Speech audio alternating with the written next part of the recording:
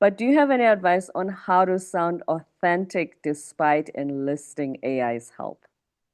Yes, and so I'm glad you raised that because there's a quote from a Harvard professor. He said, AI is not going to replace us, but people using AI is going to replace people that are not using AI, right? Ooh, And so that I thought that was a really powerful statement. But in a nutshell, the message is, use AI responsibly, right? And it's okay to use AI to help take an email that you crafted and make it stronger, for example.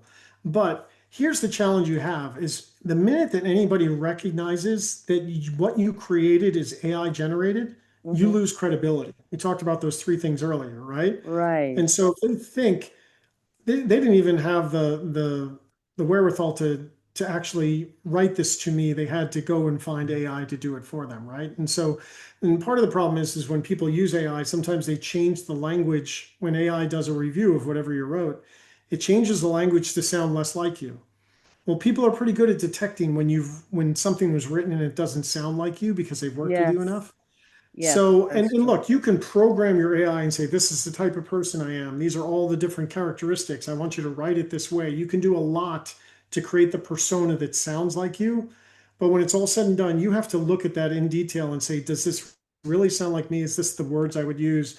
And when it's done, you always need to tweak it to make it match who you are as a person if you're going to use it that way.